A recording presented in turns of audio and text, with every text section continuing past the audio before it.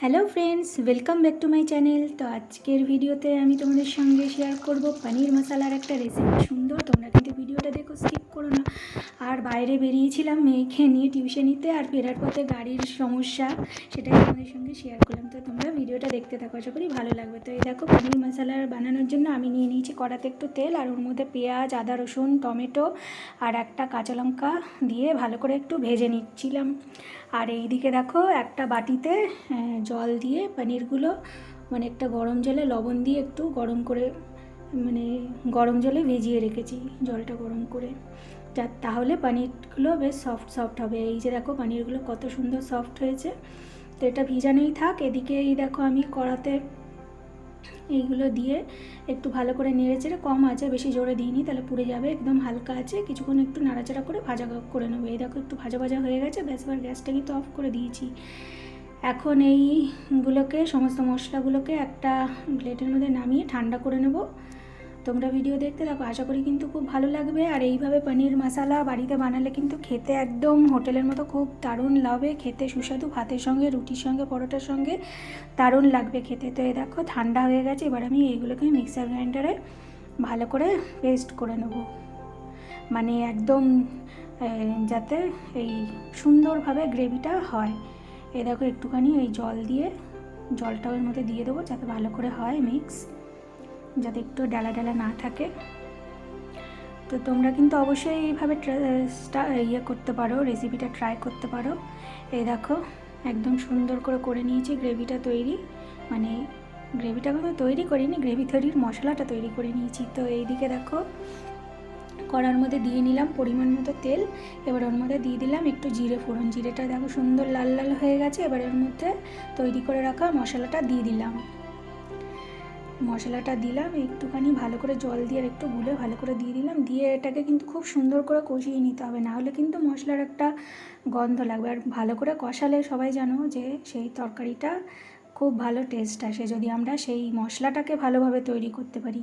আর তারপরে দেখো, এর মধ্যে দিয়ে দিলাম রেগুলার আমাদের যে মশলাগুলো ইউজ করি আমরা ঘরে: হলুদ, লঙ্কার গুঁড়ো, ধনে গুঁড়ো আর জিরে গুঁড়ো।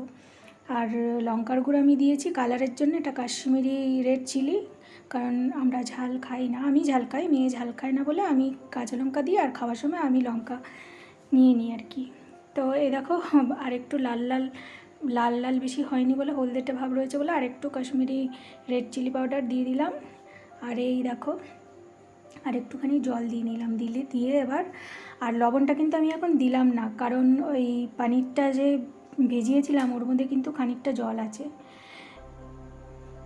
কারণ আমার মেয়ে খুব একটা লবণ খায় না, আমরাই খুব একটা বেশি লবণ খাই না, সেই জন্য। এই দেখো, মশলাটা কষিয়ে নিলাম, একদম অল্প আছে, জোরে দিয়ে করলে কিন্তু পুরোপুরি যেতে পারে, কারণ যেহেতু একদম পেস্ট আছে, লেগে লেগে যেতে পারে। এই দেখো, তো সেই জন্য একদম অল্প আছেই আমি এই মশলাটাকে তৈরি করে নিয়েছিলাম। আর এদিকে মশলাটা যতক্ষণ তৈরি হচ্ছিলো, আমি কিন্তু এইদিকে যে সমস্ত বাসন কোসন হেনা তেনা ছিল, সবজি কাটাকুটির যে, সেই সব কাজগুলো করে নিয়েছিলাম।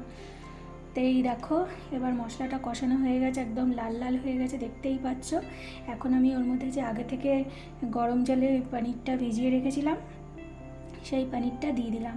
আমি কিন্তু প্রতিবার পনির যখনই রান্না করি ভেজে রান্না করি। এবার আমার মেয়ে বলল যে, মা এবারে পনির না ভেজেই রান্না করবে।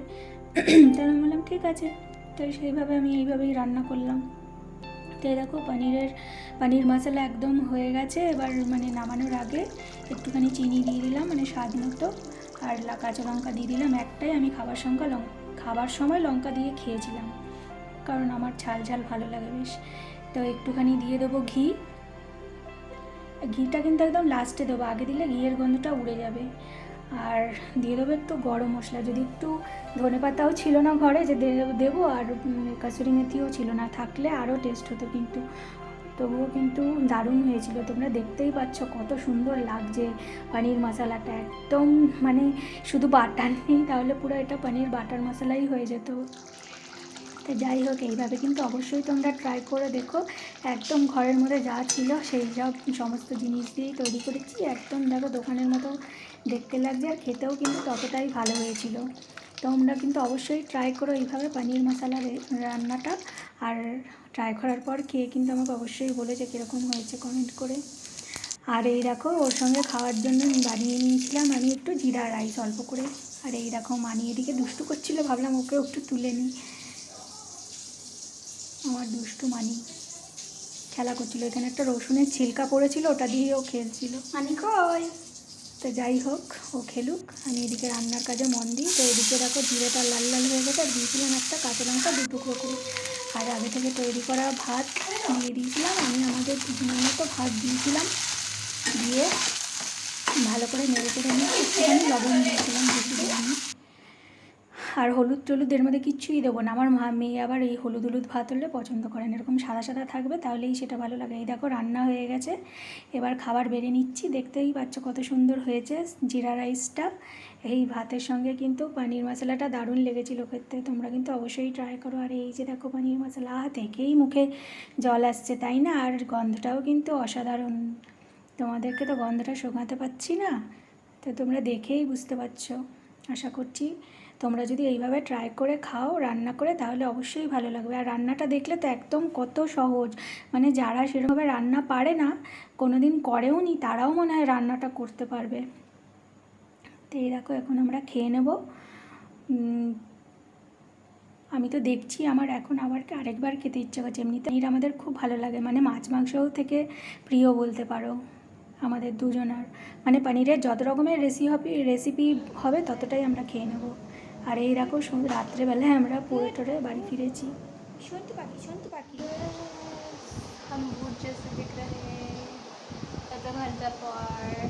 এখন বাজে 11:20-25। ও জানে আর জাননি, আমরা 1 ঘন্টা ধরে রাস্তায় দাঁড়িয়ে পড়তে গেছিলো, মানে শেষ হয়েছে 9টায় পড়া, চলে এসেছি। আজকে মেট্রোতে কি ভিড়! আজ হলো কত তারিখ? আজকে হলো বৃহস্পতিবার, 14 তারিখ না 15? 12। ও আজকে 12 তারিখ, আজকে বৃহস্পতিবার। পড়তে গেছিলো, ফেরার সময় বাবা মেট্রোতে কি ভিড়! কালীঘাট মেট্রোতে কি ভিড়! ওখানে মানে একটা মেট্রো ছেড়ে দিলাম, পুলিশ মানে ওখানে কত পুলিশ ছিল। হ্যাঁ, কেন আমি জানি না। তারপরে সবাইকে আজকে নামিয়ে দিচ্ছে, পুলিশ নামিয়ে দিচ্ছে। সবাই তো চাইছে আমি আগে যাব। তারপরে আমি তো ভিড় দেখে আমি বললাম না, আমি এমনিও নেমেই মানে উঠছিলামই না ভিড় দেখে, আমি বললাম পরেরটায় যাব। পরেরটায় 2 মিনিট পরেই আবার আসলো, কিন্তু সেটাতেও ওই রকমই ভিড়, তাও ওটাতেও উঠলাম, মানে একটুখানি কম, ওটাতেও ভিড় ছিল, মানে আগেরটার থেকে একটুখানি কম ছিল। যাই হোক, ওটাতে উঠলাম ঠেলাঠেলি করে কোনো রকম। তারপরে এলাম কুদঘাট স্টেশনে। ভাবলাম কুদঘাটে মানে টালিগঞ্জ অনেক মেট্রোর লাইন হয়,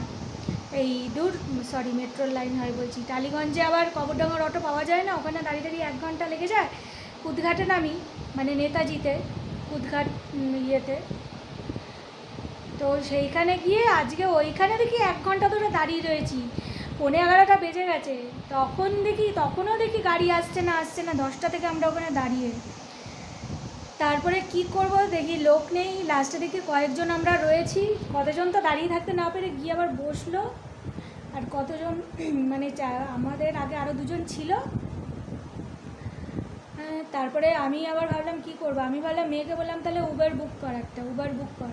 তো উপরে দেখি 150 টাকা দেখছে। আমি বলছি বাবা ওখান থেকে এইটুকু নিয়ে আসবো, 150 টাকা, গায়েও লাগছে। তারপরে আমাদের সামনে 2জন লোক ছিল, মানে ভদ্রলোক ছিল, কি সুন্দর করে আদর খাচ্ছে দেখি তো, মানে আমাদেরকে ওয়েলকাম করে আবার এসে বসে বললে এই দেখো আদর করছে।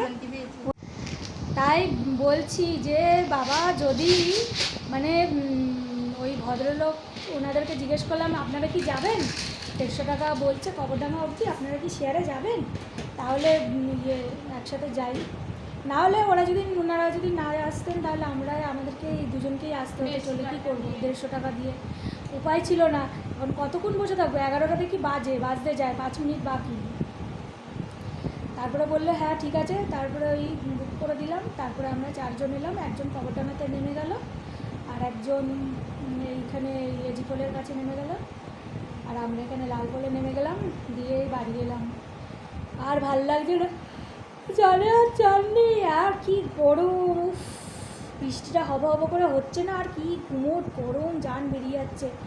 তাই বলো কি অবস্থা রাস্তাঘাটের, এইরকম অবস্থা হলে মানুষদের আরও, তাই তো ভাবছি। তাই মেয়ে বলছে আমাদের পরেও যারা বসে রয়েছে, কতগুলো মহিলা মহিলা বাচ্চা সব ছিল। তারা আবার কী করে, একজন বয়স্ক ছিলেন, আরেকজন মানে বেশ বয়স্ক বৃদ্ধ যাকে বলে, বৃদ্ধ মানুষ একজন ছিলেন। উনি তো আমাদের পরে ছিলেন। তা উনি দেরি হচ্ছে বলে যাই, হেঁটে হেঁটেই হাঁটা দিই, গাড়ি তো মনে হয় আজকে আর আসবে না, 10:30 বেজে গেছে। তো উনি হেঁটে হেঁটেই চলে গেলেন। উনি যদি থাকতেন তাহলে ওনাকে বলতে পারতাম, কিন্তু তারপরেও আমরা, হ্যাঁ উনি চলে গেলেন হেঁটে, তাহলে ওনাকে বলতাম আপনি কি আসবেন, তা উনি তো তার আগেই হাঁটা দিয়ে চলে গেলেন আমাদের আগে। তখন আমরা ঠিক করিনি যে তারপরেও কি আরও 5-10 মিনিট হয়ে গেল আসছে না, পরে তারপরে আমরা ভাবলাম যে এই ডিসিশনটা নিলাম। তা যাই হোক, ভগবানকে ধন্যবাদ দিই, তাও চলে তো এলাম একটুখানি। ঠিকই লেগেছে, মানে একজন ওইখানে নেমে গেল বলে একজন 35 টাকা, একদম 40 টাকা, ঠিক আছে, যা হয়েছে ভালোই হয়েছে, চলে তো আসলাম। ওই এতক্ষণ দাঁড়িয়ে থাকার পর বাবা আর ভাল লাগছিল না, মনে হচ্ছিলো ওইখানে মানে দাঁড়াতে আর পাচ্ছি না, এরকম অবস্থা।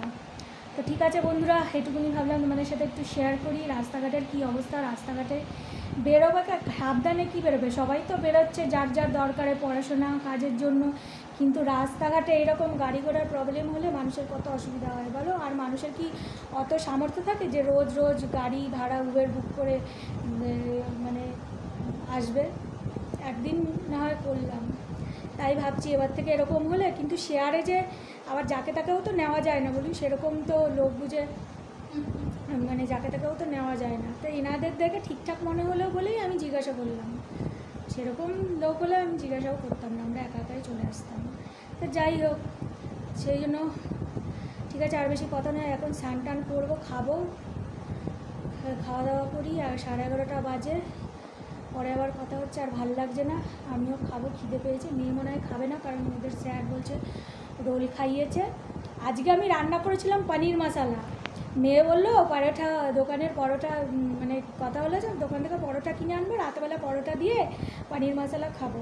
তো ও বলছে খাবে না, তাও আমি পরোটা কিনেই এনেছিলাম, থাক না খেলে কালকে সকালে খাওয়া যাবে। আমি এখন আমার কি একটু খিদে পেয়েছে, আমি একটা পরোটা খাবো। তো ঠিক আছে বন্ধুরা, সবাই সাবধানে থেকো, ভালো থেকো, সুস্থ থেকো, সাবধানে থেকো, সতর্ক থেকো। আর কি বলবো,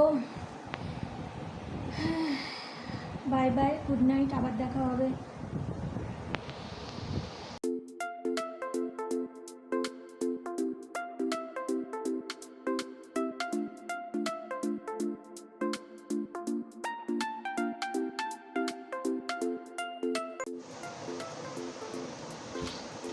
রাত 12টা বেজে গেছে।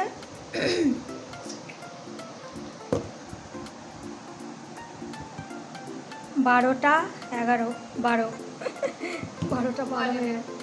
আমার মেয়ের রাত 12টা 12-র সময় এখন ওই স্নান টান করে পড়ে টরে এসে স্নান করে এই যে কোনো খাবার কিছু খেলো না, ডিনার, এটাই আমার ফল খাচ্ছে।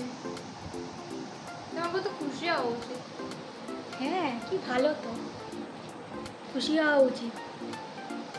পুরোপুরি খাবি না বলে একদম রান্না বান্না করতাম না আমি, সেই তো রান্না করতে হয়, তারপরে খাস না। স্যার কি বলেছিল যে স্যার একখানা রোল খাইয়েছে, তাই জন্য আর ও নাকি ডিনার খেতে পারবে না। কি পেট তাহলে চিন্তা কর। ওখানে থাকলেও তো আমি একটাই রোল, দুটো খাস তো রোল, বাড়ি এসে খাস না, আবার খাস তো ডিনার।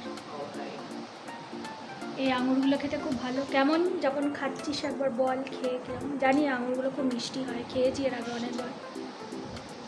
এই আঙুরগুলো বেশ ভালো লাগে খেতে। এগুলোকে অ্যাকচুয়ালি আঙুর বলে না, আমাদের এখানে আঙুর বলে, এর একটা নাম আছে, কি নাম জানি বলে, এখন আমার মনে আসছে না, কিছু একটা বলে এই ফলটাকে, আমাদের এখানে সবাই আঙুরই বলে এটাকে, বিদেশি ফল।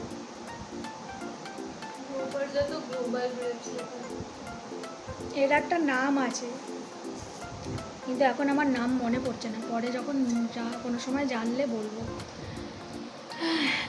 এই আঙুরগুলো আগেও খেয়েছিলাম, এই আঙুরগুলো ছিলকাগুলো একটু মোটা হয়, ছিলকাগুলো ছাড়িয়ে ছাড়িয়ে খেলে ভালো লাগে, তাহলে একটু মুখে বাঁধে। এর ভেতরে দানাও থাকে। আমি এর দানা আগে লাগিয়েছিলাম অনেক আগে, গাছও হয়েছিল, কিন্তু ওর বাবার এমন দুর্দশা করেছে, গাছগুলো আমার মরে গেছে।